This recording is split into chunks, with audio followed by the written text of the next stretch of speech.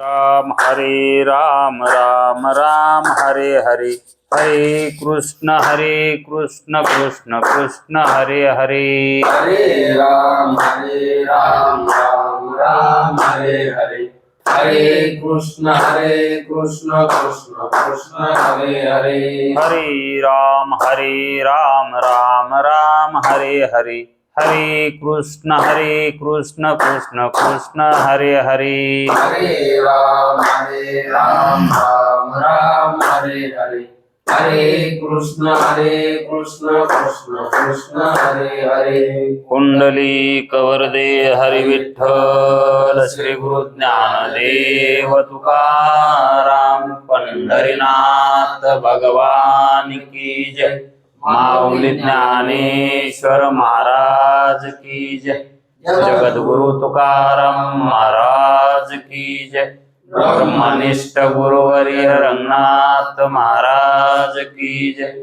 श्री विनायकं गुरुर्नौमि साखरे नाम विश्रुतम् येषां चरण सान्निध्यात् जीवा मुक्ता भवन्ति।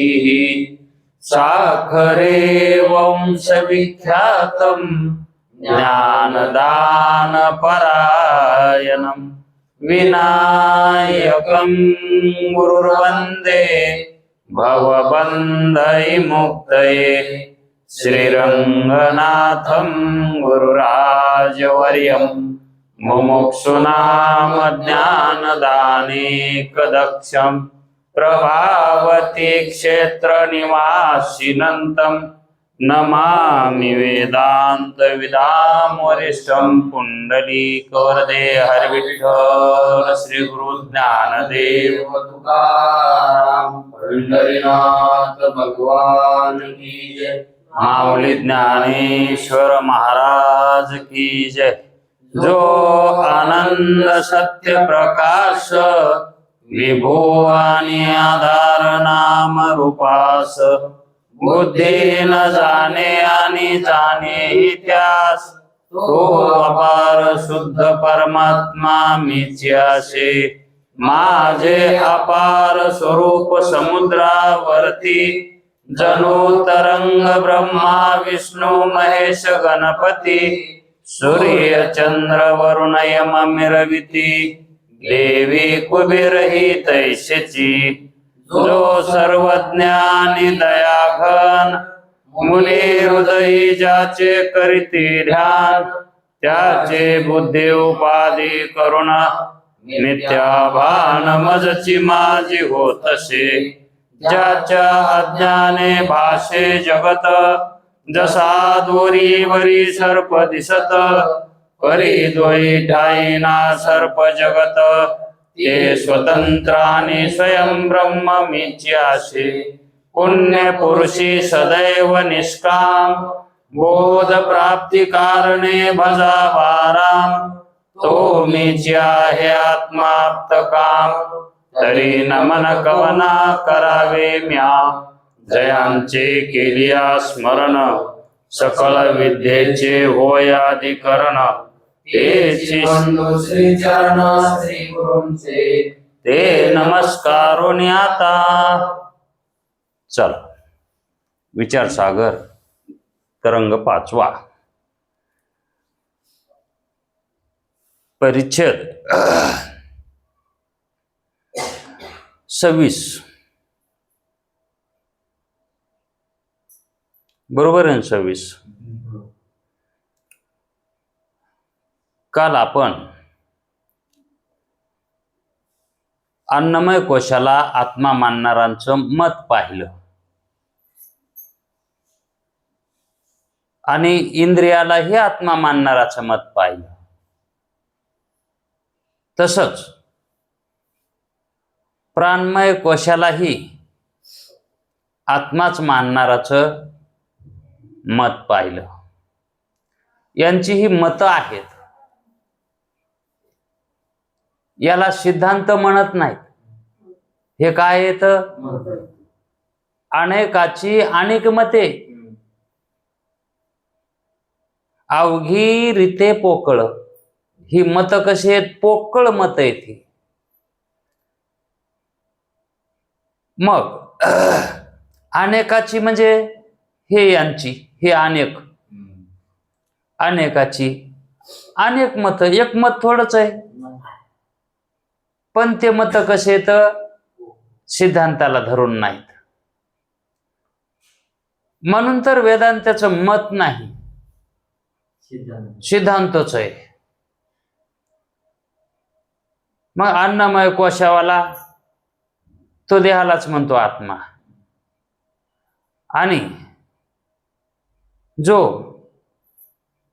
इंद्रिय देहात्मवादी इंद्रियालाच आत्मा मानतो,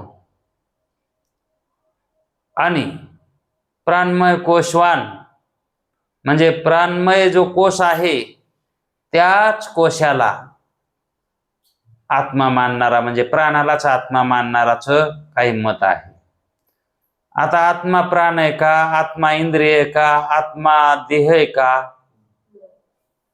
आता आपण आधी शिकलोत म्हणून बरं आहे, आणि नसतो शिकलोत तर आपण याच्या मनासारखंच, याच्या मतासारखंच नसतो का झालो.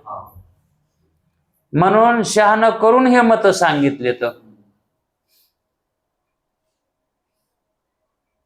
शास्त्र किती शहाणा असते बघा.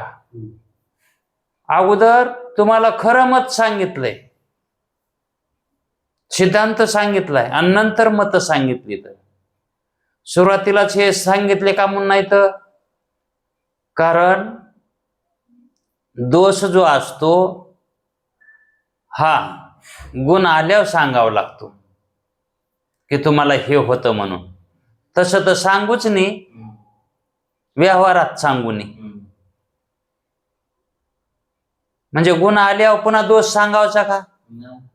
गुण यायच्या आधी सांगाव का? ना दोष कधी सांगाव मग?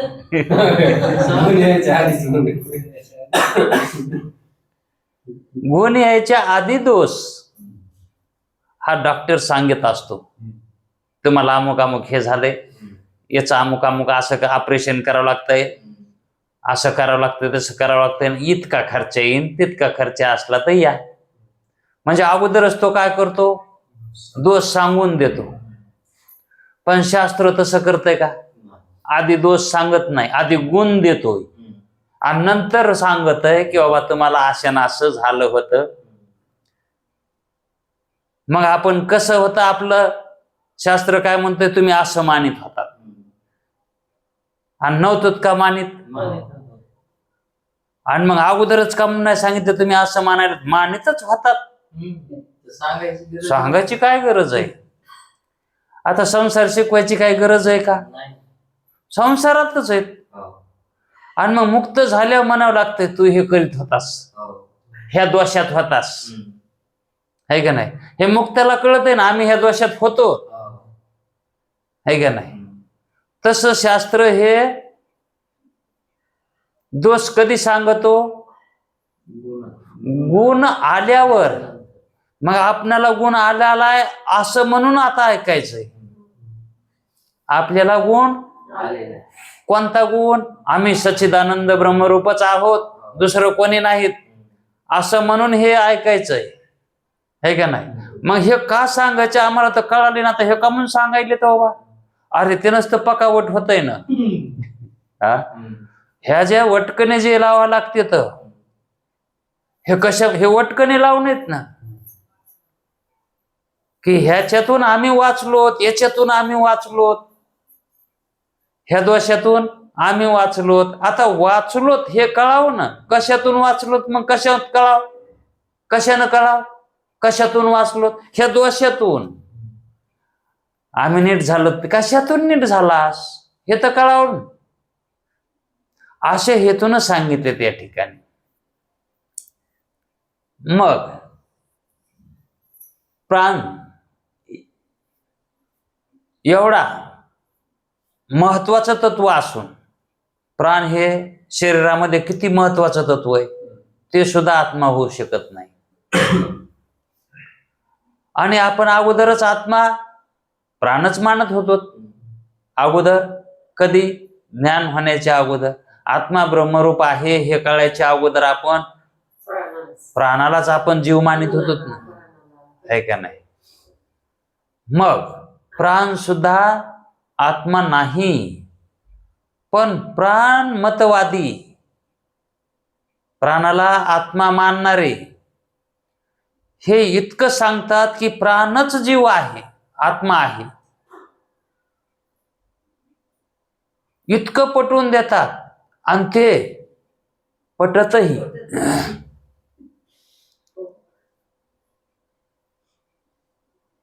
त्या प्राणवाद्या संघ हे दुसरे जे आहेत ना इंद्रिय, ते इंद्रिय तुम्ही लागले करायला. कान, डोळे, त्वचा, हे जे दुसरे आहेत ना इंद्रिय, हात, पाय, कर्मेंद्रिय, ज्ञानेंद्रिय, हे काय म्हणले प्राणाला? अहो काय तुमची टेमकी मिरवायलात, मी श्रेष्ठ आहे, मी श्रेष्ठ आहे. तुम्ही श्रेष्ठ नाहीत. हे प्रत्येक जण लागलं डोळा म्हणायला मी श्रेष्ठ आहे, कान म्हणायला नाही मी श्रेष्ठ आहे, घ्राणेंद्रिय म्हणते मी श्रेष्ठ आहे, नाक, वाणी म्हणते नाही मी श्रेष्ठ आहे, जीवा म्हणते नाही मी श्रेष्ठ आहे, हात म्हणतात नाही नाही मी श्रेष्ठ आहे, पाय म्हणतात नाही मी श्रेष्ठ आहे, त्वचा म्हणते अहो मी सगळ्या शरीरावर आहे, मी श्रेष्ठ आहे. हे सगळे आपण आपल्याला श्रेष्ठ लागले मानायला. त्यावेळेस यांचे भांडण लागले. आणि मग त्यांनी विचार केला, म्हणले आपल्यातले आपल्यात भांडण मिटत नाही, आपल्याला कोणाकडे तरी जावं लागल. हे कोण सांगायले? पण प्राणमतवादी. आता आम्ही त्याच्याकडून येत ना सध्या, कारण त्याचं आम्हाला विश्लेषण करायचंय. मग तो प्राणवादी म्हणतोय प्राणच श्रेष्ठ आहे, पण त्याचं कोणी ऐकाच ना. ही प्रजा दुसरी ऐकाच ना. त्यावेळेस म्हणले आपलं भांडण हे कोणाकडे तरी जाऊन मिटवावं लागेल. आणि मग ते त्यांच्या गुरुकडं, आता ह्या इंद्रियांचा कोण आहे गुरु? मनाकडे गेले. मग ते मन बी तसंच. चोराचा मालक चोर. चोराचा मालक कोण? चोरच. मग त्या मनाला लागले म्हणायला, कारण तो राजा आहे ना, सगळ्या इंद्रियाचा राजा आहे. ते त्याच्याकडे गेले सगळे इंद्रिय. म्हणले आमच्यातलं कोण श्रेष्ठ आहे ते आम्हाला सांगा.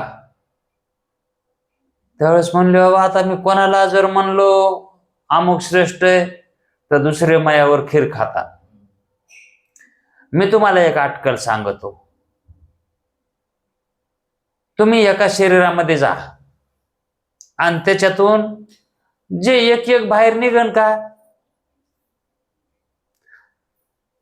एक एक बाहेर निघा, आणि जे निघाल्यावर शरीर पडन ते श्रेष्ठ.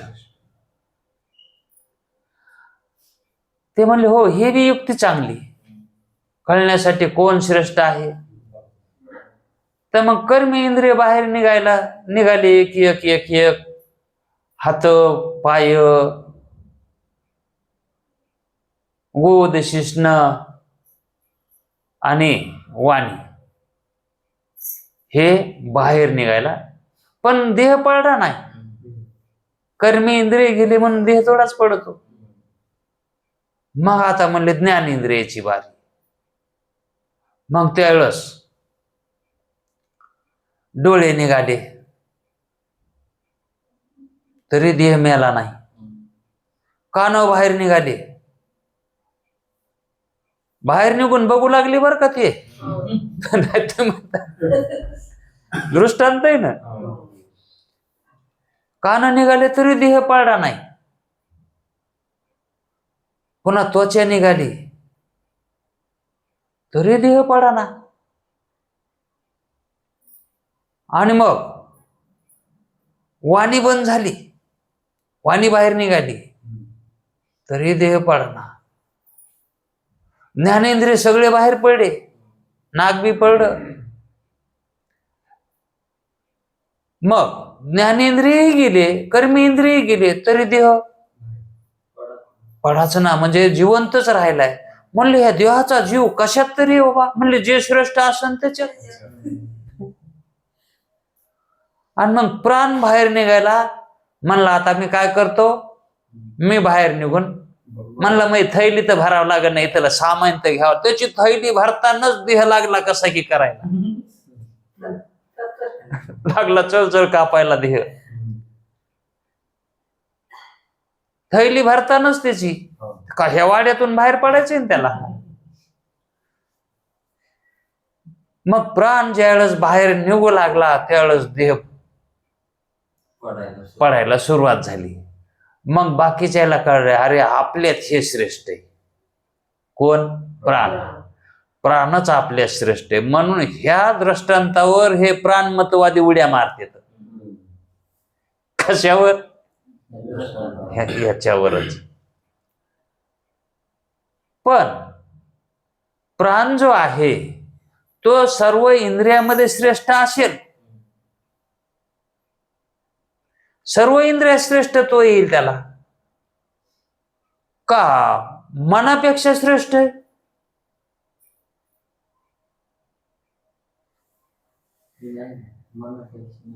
प्राण जो आहे तो श्रेष्ठ आहे, नाही असं नाही. पण कर्मी इंद्रिय आणि ज्ञानेंद्रिय यांच्या करता तो श्रेष्ठ आहे. महत्व त्याचं जास्त आहे शरीरामध्ये. मग मनापेक्षा त्याला श्रेष्ठ म्हणता येते का? कारण प्राण घ्यायचा न घ्यायचा हे मनावर अवलंबून आहे. कुत्र्याचाच आवाज यायलाय. हा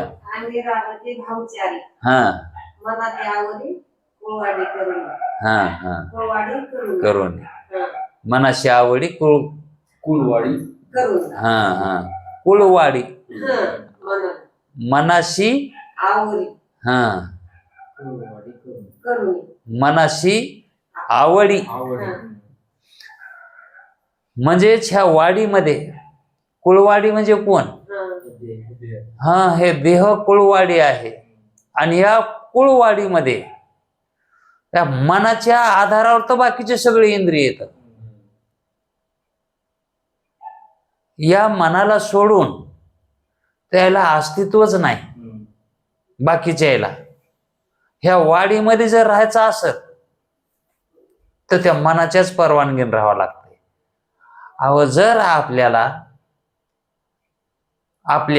एखाद्या शहरामध्ये फ्लॅट घ्यायचा असलं तर कोणाची परवानगी काढावी लागते? तिथलच्या नगरपालिकेची, आहे का नाही? म्हणजे तिथल्या नगरपालिकेची परवानगी घेतल्याशिवाय आपल्याला तिथं बांधता येते का, राहता येते का? तसं त्या नगरपालिकेचा जो मालक आहे, म्हणजे इंद्रियाचा जो मालक आहे ते मन आहे. मग त्या मनाच्याच आधारावर तिथं राहावं लागतंय. त्या वाडीत राहायचं म्हणल्यावर, देहरूपी वाडीत, मग मनाच्याच परवानगीवर आहे सगळं चलत आहे. मन म्हणलं डोळ्या झाकायचे की डोळ्याला झाकावून घ्यावं लागतंय. गपचिप बस मन म्हणलं तर वाणीला गपचिप बसावं लागतंय, हे का नाही? मनावर सगळे इंद्रिय चालतात का नाही? व्यवहार सगळे. म्हणून मन हे राजा आहे. मन इंद्रियाचा, सकळ इंद्रियाचा राजा, असं अभंग बी आहे. मग मन श्रेष्ठ आहे का प्राण श्रेष्ठ आहे? मन श्रेष्ठ. आता मन आलं का नाही? आतापासून प्राण श्रेष्ठ वाटू लागला का नाही? तसं आता मन कसं श्रेष्ठ आहे ते सांगतात. मनोमय कोशास आत्मा मानणाराचे मत. पण मन हे एका कोशातच आहे. मनोमय कोश हे कोशातच आहे. मनोमय कोशवादी असे म्हणतात. काय म्हणतात पहा, घटाप्रमाणे ज्ञान शून्य प्राणास आत्मा म्हणता येणार नाही. अगोदर त्याला ते झिड काढून टाकतात ना प्राणावाड्याला. हे मनोमय कोश आत्मा मानणारे काय म्हणतात, अहो ते प्राणमय कोशावाले म्हणालेत की मी आत्मा आहे, मी आत्मा आहे. असं कसं होऊ शकल? ते आत्मा नाही.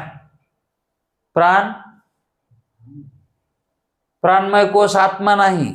मनोमय कोशवादी असे म्हणतात की घटाप्रमाणे ज्ञान शून्य आहे प्राण. त्याला ज्ञान होतंय का? जसं घटाला ज्ञान होत नाही. हा, कारण ते जड आहे. घट कसा आहे? त्याला अंतःकरण आहे का? मग त्या ज्याला अंतःकरण नाही, जे अंतःकरणात नाही, त्याला ज्ञान होतच नाही.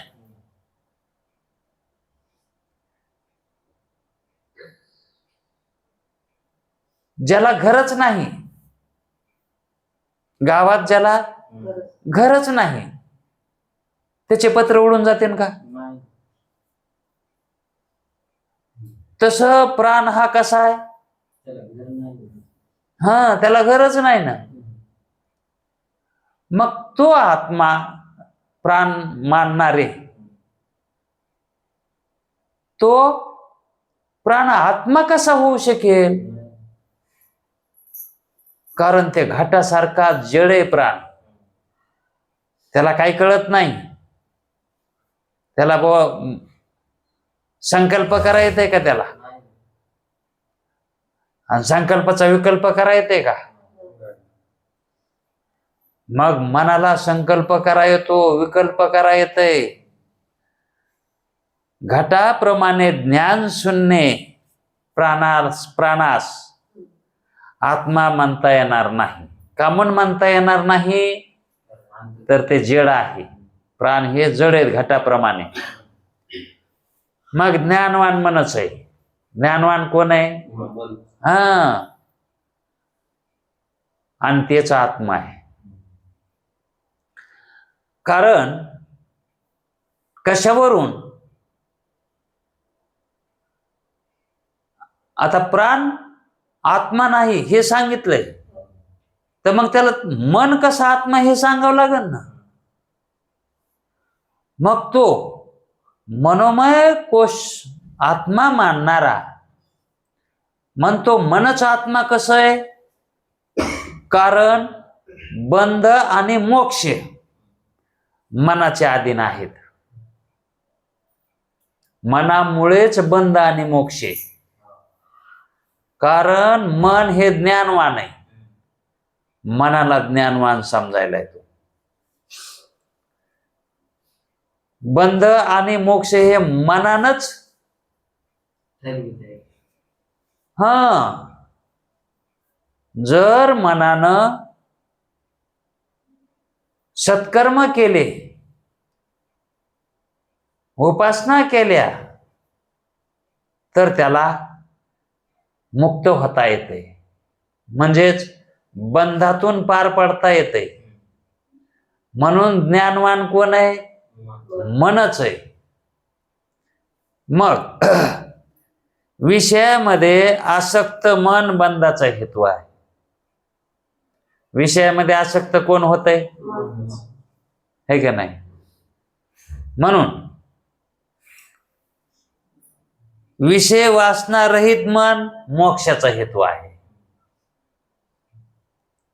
मग बंध मोक्ष कशावर अवलंबून आहेत? मग मनच नाही का आत्मा?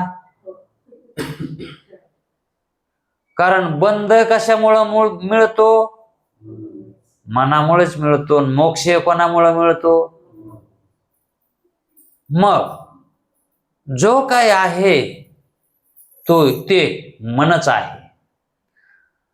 आणि मन संबंधानेच इंद्रिय, हे जी इंद्रिय आहेत बाकीचे ज्ञान इंद्रिय आणि कर्मेंद्रिय, हे मन संबंधानेच, मनाच्या संबंधामुळंच, म्हणजे तिथं मन आहे म्हणूनच इंद्रिय ज्ञानास हेतू आहेत. इंद्रियानं जे ज्ञान व्हालंय का, हा संबंध मनाचा आहे त्याच्याशी, आणि मनानं त्याचा संबंध काढून टाकला, ज्ञान त्याला होत नाही. तो इंद्रिय वस्तूकडे बघत आहे, जर मनाची वृत्ती तर त्या इंद्रियात नसेल तर ते नुसतं बघतच राहते ना, है का नाही. जसं मेलेल्या मनुष्याचं अंतःकरण म्हणजेच लिंगदेह निघून जातो, त्यावेळेस मन निघून जातं त्याच्यातलं, पण इंद्रिय असतात ना इथंच. कोणती येणं मानलेली, मग डोळे उघडे ठेवून मरतो कोणी, तर त्या डोळ्याला दिसत आहे का आपल्याला किती आलेत मातीला म्हणून? तसं त्याच्यात मनच नसल्यावर ते इंद्रिय काय करते? म्हणून ही इंद्रिय मनाच्या अधीन आहेत,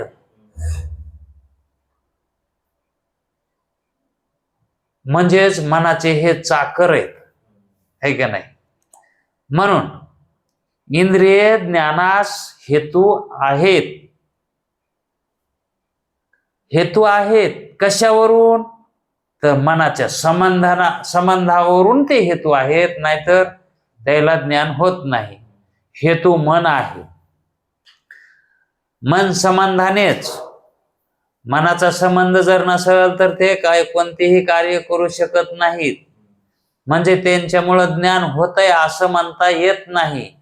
ज्ञान मनालाच होतंय, पण त्यांच्या मार्फत होतंय. म्हणून मन संबंधानेच इंद्रिये ज्ञानास हेतू आहेत, नाहीतर नाही. मनाचा आणि इंद्रियांचा संबंध जर नसेल तर इंद्रियास ज्ञान होत नाही. म्हणून सर्व व्यवहारास हेतू, सगळ्या व्यवहाराला, हे जे देहाचे व्यवहार आहेत, ह्या सगळ्या देहाच्या व्यवहाराला हेतू कोण आहे? मग मनच आहे, व ते मनच आत्मा आहे. मग आता कोणी दुसरा इथं या देहाला चालविणारा दुसरा कोणी नाहीच. सगळं काय जे करतंय ते मनच करतंय. मग दुसरं कोणी नाहीच, तर मग मालक कोण? मनच मालक आहे. मग त्या मालकाला आत्मा न म्हणायला काय झालं? मग मनच आत्मा आहे असं मनोमय कोश मानणारे प्राणमय कोशे परता भारी पडले, है का नाही. पण आपल्याला त्या प्राणमय कोशाचंच खरं वाटू लागलं. पण आता त्याचं बी खरं नाही. खरंच प्राण कशावर अवलंबून आहे? मनावर अवलंबून आहे. अंतःकरण असेल देहात तर प्राणाचं तिथं काहीतरी अस्तित्व राहील, आणि जर तिथं मनत नसेल तर प्राण राहतंय का तिथं? मन गेला तर प्राण जातंय का? प्राण गेल्यावर मन जातंय? हे आपल्या खिशातले कायदे. अंतःकरण गेलं तर तिथं प्राण राहत नाही का? प्राण राहत नाही म्हणून अंतःकरण राहत नाही. आदृष्ट कुणाला आहे? हा, आदृष्ट संपलं की तिथं ते इंद्रिय राहत नाही. मग प्राण हाही सूक्ष्मच आहे, आणि कुठला भाग आहे तो? अंतःकरणाचाच भाग आहे का नाही. मग अंतःकरण सुद्धा त्याच्यावरच चालत आहे. अंतःकरण सुद्धा त्याच्यावरच चालत आहे. आणि म्हणजे प्राणाशिवाय बी अंतःकरण कसं राहील? मग हा प्राण स्थूल देहातही असतो आणि सूक्ष्म देहातही असतो. प्राण. स्थूल देहातही आपल्याला प्रतीतीला येतो आणि सूक्ष्म देहही त्याच्या वाचून राहत नाही. सूक्ष्म देहालाही प्राण लागत आहे, पण तो सूक्ष्म प्राण आणि स्थूल देहामध्ये हे स्थूल प्राण आहे का नाही. मग सूक्ष्म देहात सुद्धा 5 प्राण आहेत. 5 प्राण आहेत, 5 कर्मेंद्रिय आहेत. मग हे सगळं सूक्ष्म देहाचंच आहे. मग सूक्ष्म देहाचाच भाग आहे प्राण. पण त्या सूक्ष्म देहामध्ये कोण श्रेष्ठ आहे? आता जसं या स्थूल देहामध्ये श्रेष्ठ कोण ठरलं?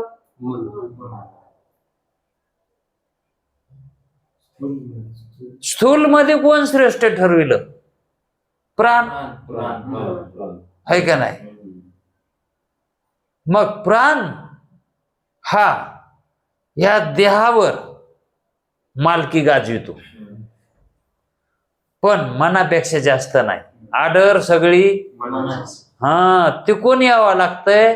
म्हणजे हा प्राण ह्या 10 मध्ये श्रेष्ठ आहे, पण ह्या 4 मध्ये श्रेष्ठ नाही. मग हे जे मन, बुद्धी, चित्त आणि अहंकार आहेत का, हे कॅबिनेट मंत्री इथं. असंच का? ते कुठे तर ऑफिस मध्ये बसलेले ते अंतःकरणातले ते, पण हे आहेत,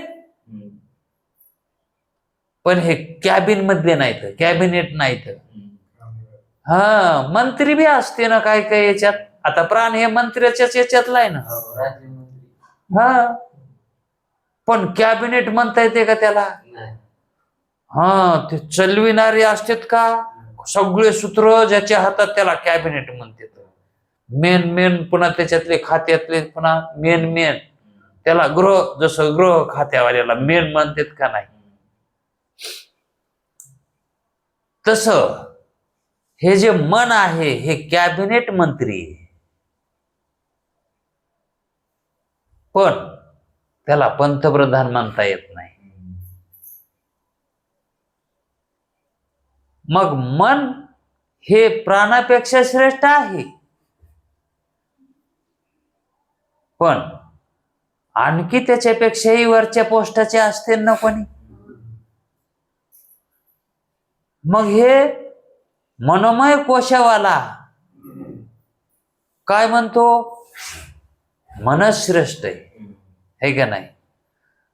ज्या वेळेस मन तिथून निघून जाईन, ज्या वेळेस देहातलं अंतःकरण निघून जाईल, त्याच वेळेस प्राणही तिथून निघून जाईल. कारण मनासोबतच प्राण राहणार ना. ते बी कुठलंय? सूक्ष्म देहाचंच तत्व आहे ते. आणि जातंय कोण? सूक्ष्म देह. मग सूक्ष्म देहात काय काय आहे? 5 प्राण, 5 ज्ञानेंद्रिय आणि 5 कर्मेंद्रिय आणि अंतःकरण म्हणजे मन, बुद्धी, चित्त. मग इतक्याला मिळून ते सूक्ष्म देह आहे ना. मग मन जर निघून गेलं म्हणजे अंतःकरण निघून गेलं की प्राण बी म्हणजे संघच निघणार आहेत ना. पण ह्याच्यात प्राण श्रेष्ठ का मन श्रेष्ठ? ते मनवाला म्हणतंय नाही, मन श्रेष्ठ आहे. मन श्रेष्ठानी इंद्रियानी प्रकृती स्थानी कर्षती शरीरे यदवापनोती यच्चापि उत्क्रामतीश्वर. म्हणजे मन हे श्रेष्ठ आहे, म्हणजे इंद्रियामध्ये श्रेष्ठ सांगितलंय. श्रेष्ठ म्हणजे आत्म्यासारखं श्रेष्ठ असं नाही सांगितलं. इंद्रियाने श्रेष्ठ सांगितलं. इंद्रियामध्ये 15व्या अध्यायामधले श्लोक आहे. मग मन श्रेष्ठ आहे, पण इंद्रियात श्रेष्ठ आहे. तसं सरपंच श्रेष्ठ आहे, पण गावापुरता. त्याला तालुक्यावर कोण ओळखीत? तसं अंतःकरणामध्ये मनाला तेवढं महत्व नाही. इकडं इंद्रिय. इंद्रियामध्ये महत्व आहे. मग आता केवढं मन आहे बघा ना तुम्ही. हे कोणाचं आहे? मन कोणाचं आहे? कोण्या तत्वाचं आहे? ते गुण कोणाचा आहे? मन हे कोणाचं लेकरू आहे? सत्वगुण का? असं. हा. ते पंचमहाभूताच्या मिलित सत्वगुणापासून. आता ते अंतकरण झालंय. पण त्याच्यातलं मन हे कोण्या भूतातलं सत्वगुण आहे? हा?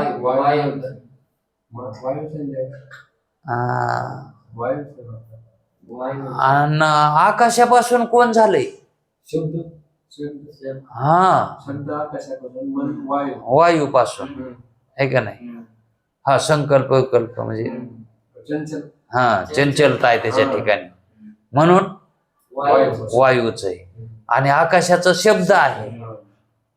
मग हे जे मन आहे, हे मन व्यापक आहे का? नाही. याची देवता कोण आहे? वायू. मनाची देवता चंद्र. हा.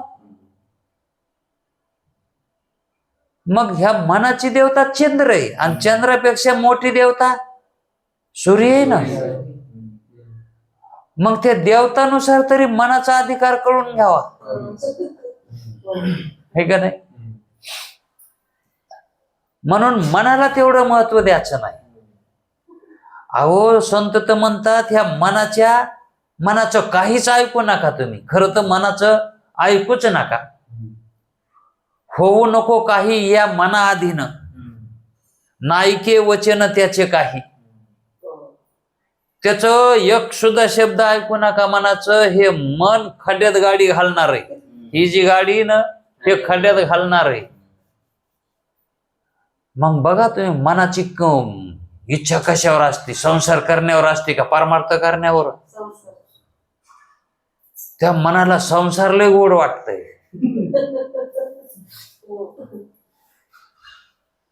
आणि त्या बहिणाबाईनं तर म्हणलंय, मन कसं आहे? मन ओढाय जसं पिकातलं ढोर. किती हाकला फिरी येतं पिकावर. मन चंचल त्याला ठाई वाटा. आता होत भुईवर, गेलं आभायात. ह्या मनाला ठाई वाटायचा. म्हणजे त्याला कुंकड बी फिरा येतंय. वाऱ्यासारखं मन आहे. म्हणून या मनाच्या अधीन होऊ नये जीवानं, त्याला जर हित करायचं असेल तर. पण आता आपल्याला इथं मनाचं महत्व सांगायचं होतं, तर आपण मनाला दोष द्यायलो. पण त्याचं मत सांगितल्यावर द्यायलो बरं का. कारण त्याला आता दोषच द्यायचा आहे. त्याला दोष देणारा आहे कोणीतरी, त्याच्याहून श्रेष्ठ. म्हणून विज्ञानमय कोशवान आत्मा मानणारा आहे. मग तो विज्ञानमय कोशास आत्मा मानणारा, त्याला म्हणायचं क्षणिक विज्ञानवादी. क्षणिक विज्ञानवादी. ख्याती निरूपणामध्ये आहे का नाही? मग क्षणिक विज्ञानवादी हा बौद्धाचं मत आहे. हे कोणाचं मत आहे? हा. त्याच्यामध्ये काही दोन मत आहेत त्याचे, बौद्धाचे, आहे का नाही? आणि न्यायिकामध्ये बी दोन आहेत, नवे न्यायिक आणि प्राच्य न्यायिक, आहे का नाही? तसे सुरुवातीचे जे दोन मत सांगितले होते ते बौद्धाचेच आहेत.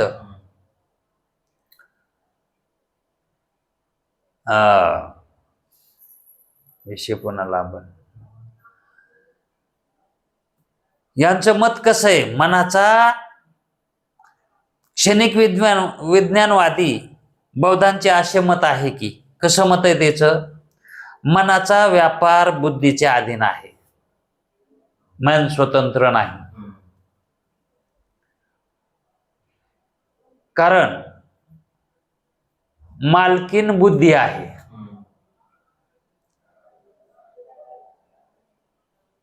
मनानं काही संकल्प केला,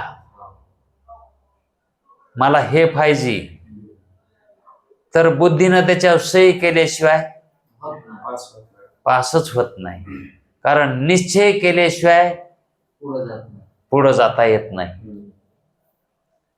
म्हणून बुद्धीनं जर नाही सही केली तरच मनाच्या ठिकाणी विकल्प होतो. मन विकल्पित का होतं? म्हणून मनापेक्षा बुद्धी ही श्रेष्ठ आहे. मनाचा व्यापार बुद्धीच्या अधीन आहे. बुद्धीच मनाचा आकार धरते. अहो इतकंच काय, मन नाहीच, ती बुद्धीचा आकार धरते. केव्हा? म्हणून ही बुद्धीचा आकार धरते. क्षणिक विज्ञान रूप बुद्धीच, क्षणिक विज्ञान रूप बुद्धीच आत्मा आहे, मन नाही. आता मन आत्मा नाही, आता याचा अभिप्राय द्यायचा आहे, ते पटवून द्यावं लागेल ना कसं नाही म्हणून. हे थोडं समजायला कठीण आहे. याचा अभिप्राय हा आहे की कसं म्हणतो तो, सर्व पदार्थ विज्ञानाचेच आकार आहेत. हे जे पदार्थ आपल्याला प्रतीतीला व्हायलेत, हे पदार्थ विज्ञानाचेच आकार असून ते विज्ञान आहे. आकार कशाचे? तर बुद्धीचा आकार धरते. असं म्हणतो तो. म्हणजे हे जे आकार दिसायले ते बुद्धीच त्या आकाराला पावायली. म्हणून हे बुद्धीचेच आकार आहेत. जगत जे आहे का ते बुद्धीचा आकार आहे. म्हणजे बुद्धीच जगत रूप झाली आहे. आणि प्रकाश रूप हे आहे. बुद्धीच काय आहे? प्रकाशन कोण करते? हे जगत आहे हे कोण म्हणायले? बुद्धीच म्हणायली. म्हणून क्षणामध्ये विज्ञानाची उत्पत्ती ती बुद्धी काय करते? क्षणामध्ये उत्पन्न करते आणि दुसऱ्या क्षणी त्याचा लय करते. म्हणजेच उत्पत्ती करणे आणि त्याचा नाश करणे हे बुद्धीच्याच कार्यामुळे होते. ही बुद्धीच तशी कार्यरूपाला पावती. पहिल्या विज्ञानाप्रमाणे दुसऱ्या विज्ञानाची उत्पत्ती झाली असता पहिल्या वेळेस आपल्याला जे दिसलं आणि ते पूर्वीचं दिसलेलं नाश पावत आहे आणि दुसरं उत्पन्न होत आहे त्याच्यासारखंच, पहिल्यासारखंच. आपण जर काल जे हे जग बघितलं होतं ते रात्री राईट 12:30 वाजता ते लय 12:30 वाजल्यापासून पुन्हा दुसरं हे आणि हे बुद्धीच कार्य करते तसं. म्हणजे पहिल्याचा नाश करते आणि दुसऱ्याची उत्पत्ती करते. म्हणून पूर्व विज्ञानाचा नाश होतो. आधी त्यानं उत्पन्न केलेलाचा ते नाश करते, पूर्वाचा नाश होतो. तशीच तृतीय विज्ञानाची उत्पत्ती झाली असता द्वितीय विज्ञानाचा नाश ही माला सारखी चालू आहे. ते पहिलं उत्पन्न करते बुद्धी आणि दुसरं उत्पन्न करता वेळेस ते पहिल्याचा नाश करते, तेव्हा दुसऱ्याची उत्पत्ती करते. आणि तिसरं आता कारण ते उत्पन्न केलेलं ते क्षणभरच टिकत आहे, आणि ते क्षणभर टिकलं की त्याचं आयुष्य संपलं की मग ती बुद्धी दुसरं उत्पन्न करते, पण त्याच्यासारखंच करते. आणि मग तसं तिसरं उत्पन्न केलं की दुसऱ्याचा नाश करते, आणि चौथ्याची उत्पत्ती केली की तिसऱ्याचा नाश होतो. म्हणजे जसं जसं ते पुढे पुढे उत्पन्न करते का तसं तसं महागल्याचा नाश होत. मग हे उत्पन्न होणं, क्षणभर टिकणं आणि पुन्हा नाश होणं, हे जे कार्य आहेत हे बुद्धीचेच कार्य आहेत. मग कालचं जग आज नाही, कालचं जग आज नाही, ते काल बुद्धीनं ते निर्माण केलं होतं आणि त्याचा नाश करून आज हे दुसरं. आता ही रात्र आली, कालची रात्र नाश पावली, कालची रात्र आता आहे का? ते तसं म्हणायला ते हे क्षणिक वाद आहे हे. मग पूर्वापूर सृष्टी ही उत्तर सृष्टीला कारण आहे असं त्यांचं मत आहे. पूर्वापूर सृष्टी, पूर्वीची सृष्टी उत्तर सृष्टीला कारण आहे, पण पूर्वीची सृष्टीचा हा नाश मानतो आणि दुसऱ्या सृष्टीची उत्पत्ती मानतो. तशीच तृतीय विज्ञानाची उत्पत्ती झाली असता, विज्ञानाची म्हणजे हे याची, द्वितीय विज्ञानाचा नाश होतो. ते उत्पन्न झालं की त्याचा नाश होतो. जसा सूर्य उगवला की रात्राचा नाश होतो, तसं म्हणतो तो. म्हणून चतुर्थ उत्पत्ती आणि तृतीयाचा नाश अशी नदीप्रमाणे विज्ञानाची धारा आहे. उदाहरण दिलं त्यानं. जसं आता नदीचं पाणी वाहतंय, ती सारखी धारा आहे. पण आपण जे बघितलं पाणी गेल्या गेल्या ते पाणी वाहून जातंय, आणि मग दुसरं पाठीमाग ते पुढे गेल्याशी ते येतच नाही, है का नाही? मग पहिलं जसं जातंय तसं मग ते दुसरं येतंय, पण आपणाला ते वाटत नाही तसं. आपण गेल्या गेल्या जे गंगेचं पाणी पाहतो, निर्भर जरी तिथं काटा उभा राहिलो तरी आपल्याला वाटतंय तेच पाणी.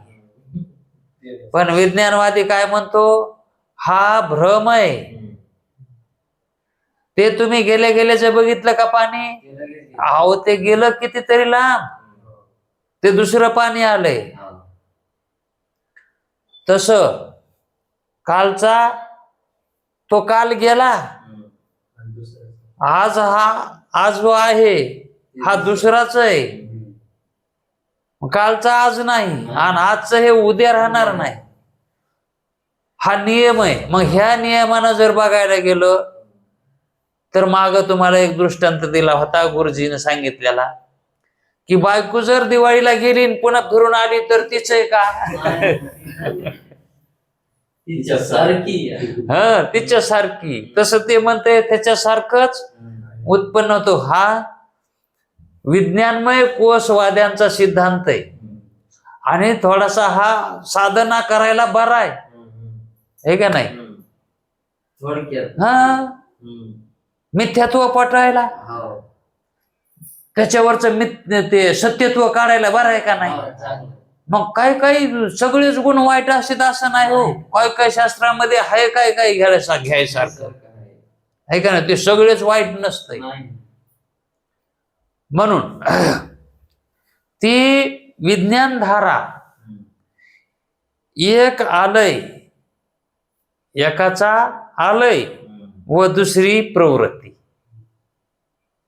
एकाचा आलय दुसऱ्याची प्रवृत्ती, अशी दोन प्रकारची आहे त्याची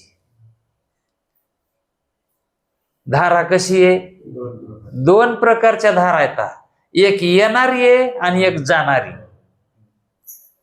गंगेचं पाणी एक जाणार आहे, आपण जिथं उभं राहिलो तिथं.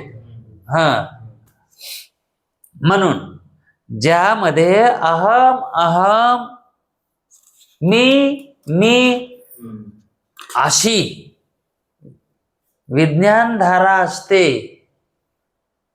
मी आता ही विज्ञान धारा असते, तिलाच आलय विज्ञान धारा, तिलाच काय म्हणायचं? आलय. हा, कारण आपण याच्या अगोदर बी मी म्हणलो होतो ना. कधी? पाठ सुरू व्हायच्या अगोदर, ज्यावेळेस मी पाठाला चाललो, ऐका नाही. आणि आता काय म्हणायला? मी पाठ ऐकायलो. मग मी पाठाला चाललो ते मी गेलं. आता इथं मी पाठ ऐकायलो हे मी दुसरंच आहे, त्याचा आलय झाला. आणि ही प्रवृत्तीचा मी आताचा, म्हणून तिलाच आलय विज्ञानधारा किंवा बुद्धीही म्हणतात. त्यालाच काय म्हणायचं? ह्या दोन धारा जिच्यात आहेत,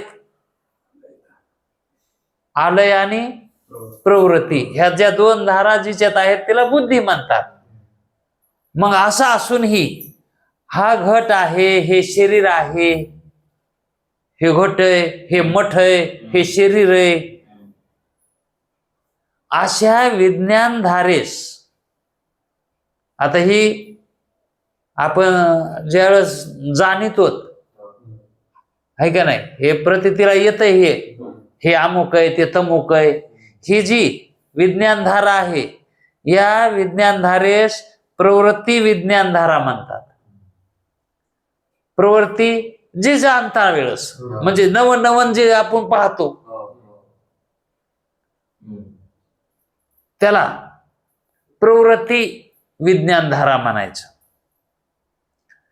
जसं रस्त्यानं चालताना आपण कपड्याचं दुकान बघितलं, शहरामध्ये आपण चालायलो आणि कपड्याचं दुकान बघितलं, त्यावेळेस ती प्रवृत्ती धारा म्हणायची बुद्धीची. आणि पुन्हा भांड्याचं दुकान दिसली की ते दुकान ते याच कपड्याचं ते गेलं. त्यावेळेस भांड्याचं बघताना ते लक्षात येतंय का? मग तो म्हणतो ती प्रवृत्ती धारा झाली. मग जी प्रवृत्ती होती का, ती पहिल्यावरली प्रवृत्ती उठली आणि ती दुसऱ्यावर जाऊन बसली. अशी ही बुद्धीची प्रवृत्ती धारा आहे, म्हणून तिला प्रवृत्ती धारा, प्रवृत्ती विज्ञान धारा म्हणायचं. त्याला विज्ञान, त्याला विज्ञान म्हणायचं. आलय विज्ञान धारेपासून, आलय या विज्ञान धारेपासून प्रवृत्ती विज्ञान धारेची उत्पत्ती होते. आता प्रवृत्ती विज्ञान धारेला कारण कोण सांगायला ते? आलय झाले, लय ज्याचा लय झालता का तीच उत्पत्तीला कारण आहे. म्हणजे महागलची सृष्टी, पूर्वापूर्व सृष्टी, उत्तराउत्तर, म्हणजे त्याचा सिद्धांत बरोबर बोलायला येते. मनाचे प्रवृत्ती विज्ञान धारेची उत्पत्ती होते. आलय रूप विज्ञान धारेपासून प्रवृत्ती रूप विज्ञान धारेची उत्पत्ती होते, है का नाही? मनाचे स्वरूप प्रवृत्ती विज्ञान धारेत आहेत. आता त्या मनावर आला ते. आता मग मनाचे जे स्वरूप आहे का, जे मन आहे ना, ते कसं आहे? प्रवृत्ती विज्ञान धारेत आहे. आता बुद्धीच्या अलीकड मन आहे, बाहेर. अलीकड म्हणजे बाहेर. मग हे जे संकल्प विकल्प करतय का, ते अगोदर मन करतय आणि नंतर जी वस्तू पाहिली, है का नाही? कारण इंद्रियाचे सगळे निरोप, इंद्रियाच्या चिठ्ठ्या, इंद्रियाचे हिशोब कोणाकडे जातात? आदिबुद्धीकडे जातात का? मनाकडे जातात, है का नाही? मग ते मन संकल्प करीत आहे का नाही? मग ते संकल्प केलेला त्याचा निश्चय करण्यासाठी बुद्धीकडे पाठवित आहे. मग ह्या बुद्धी वरी आहे आणि हे मन बाहेर आहे का नाही? मग मनाचे स्वरूप प्रवृत्ती विज्ञान धारेत आहेत. मग मन कसं मानायचं? प्रवृत्तीमध्ये विज्ञान धारे म्हणजे बाहेर आहे, हे का नाही? म्हणजे अगोदर पाहणार ती आहे, म्हणून ते आलय विज्ञान रूप बुद्धीचे कार्य आहे. ते कार्य कोणाकडून व्हायले तर मग त्याचे बुद्धीकडूनच व्हायले, हे का नाही? आता जे आपल्याला हे दिसायलंय का, हे दिसायलेलं हे कोणामुळं दिसायलंय? कालच्यामुळं. आपल्याला हे आज कालच का म्हणून वाटलेलं, हे कालचं आपल्याला ज्ञान आहे ना ते. हा त्या आलयाची काय झाली? प्रवृत्ती झाली. म्हणून आता ही प्रवृत्ती ही कोणात आहे? मनात आहे. मन हे प्रवृत्ती रूप आहे आणि बुद्धी ही आलय रूप आहे. मग याकरता आलय रूप हे बुद्धीचे कार्य आहे. याकरता बुद्धीच आत्मा आहे. मग मनाच्या अगोदर कोण आहे? है का नाही? आता प्रवृत्तीला कारण कोण आहे? आलय. मग मनाला कारण कोण आहे? बुद्धीच आहे. असं त्याला सांगायचंय. आलय विज्ञान धारेमध्ये प्रवृत्ती विज्ञान धारेच्या म्हणजेच मनाच्या धारेच्या बाद चिंतनाने निर्विशेष क्षणिक विज्ञान धारेच्या स्थितीसच त्यांच्या मतात मोक्ष मानतात. ते जे मनोमय कोशाला आत्मा मानणारे हे कसं मानतात? म्हणजे मनोमय कोशाचा आत्मा आहे हे कसं मानायले? ते त्याच्या मानण्यात दोष सांगायला येते. ते कसे मानतात?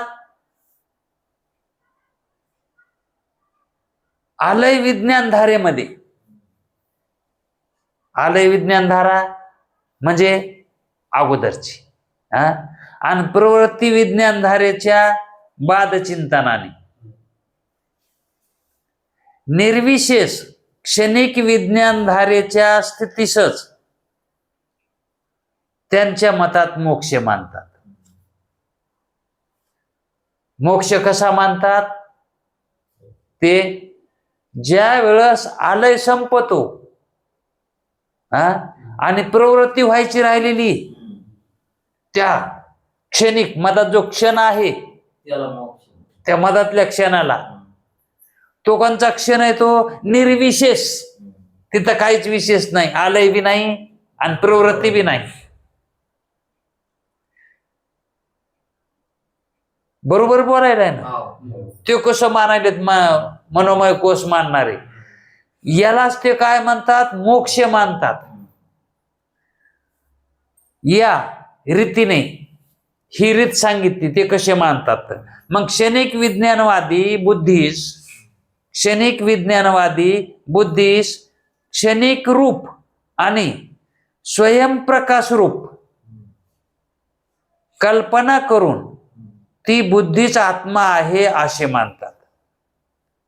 मग आता हे म्हणतात, हे विज्ञानवादी काय म्हणतात? क्षणिक विज्ञानवादी बुद्धीस क्षणिक रूप आणि स्वयंप्रकाश रूप. आता हे मनोमय कोशावाले आत्मा मानणारे हे आत्मा कसं मानायलेत? मनाला कसं मानायलेत? त्या मधातल्या त्या क्षणाला मानायलेत, है का नाही? ते धड इकडे बी नाही तिकडे बी नाही, त्या मधातल्या निर्विकार निर्विशेष त्या क्षणाला मानतात. पण त्या क्षणाचं प्रकाशन कोण करतंय? निश्चय कोण करतंय त्याचा? स्वयंप्रकाश रूप कल्पना कोण करतंय? मग ती स्वयंप्रकाश रूप कल्पना करून ती बुद्धीच आत्मा आहे. त्याचं प्रकाशन करणारी बुद्धीच आत्मा आहे. ते मन नाही, ती मनाची ती स्थिती आहे.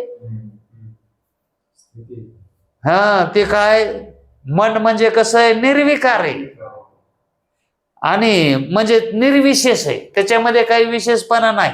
विशेषपणा बुद्धीचाच आहे. ते निर्विशेष रूप आहे. आणि ते जे मनोमय कोशाला आत्मा मानणारे सुद्धा ते असंच सांगतात, आलय संपल्याच्या नंतर आणि प्रवृत्ती होण्याच्या अगोदर. मग जी समाधी आपल्या शास्त्रामध्ये सांगितली ती समाधी अशीच सांगितली. मग त्या समाधीमध्ये फक्त मनाला स्थिर करायचं सांगितलंय. तिथं मन स्थिर होतंय. त्या स्थिरतेमध्ये आत्म्याचं थोडंच भान होतंय. मन स्थिर होतंय तिथं. मनाची प्रवृत्ती आणि निवृत्ती ह्या त्या ठिकाणी खुंटतात. मग त्या ठिकाणी वृत्ती स्थिर होते. तिथं वृत्तीचा खेळ सांगितला. इथं वृत्ती घेतलीच नाही. ते इथं मनाचा बुद्धीचा खेळ चालू आहे. म्हणून बुद्धीचा आणि मनाचा येणं कसा भेद केलाय. जिथं निर्विशेष आहे तो क्षण, निर्विशेष क्षण. म्हणजे पहिलं दुकान बघितलेलं ते संपलंय आणि दुसरं दुकान बघायच्या अगोदर. ते रिकामी जी स्थिती आहे त्या क्षणाला मनोमय कोश मनोमय वाले काय म्हणतात, तोच आत्मा आहे त्या क्षणालाच. पण त्या क्षणाला कोण जाणतंय? मग बुद्धी जाणणार आहे ना, बुद्धी जाणणारी त्याला. मग बुद्धी आत्मा का मन आत्मा आहे? इतकं बारकाईनं सांगितलेलं आहे बघा. ते असं यांनी बुद्धीचा आत्मा आहे म्हणून सांगितलंय. आता हे याचे मत, शेवटी याचे मत आहेत. मग आता आणखी एक जण राहिलाय आणि तो शेवटचा आहे, आनंदमय कोश मानणारा. त्याचं मत आपण उद्याच्या वेळात पाहू. आता वेळ झाला. पुंडलिक वरदे हरी.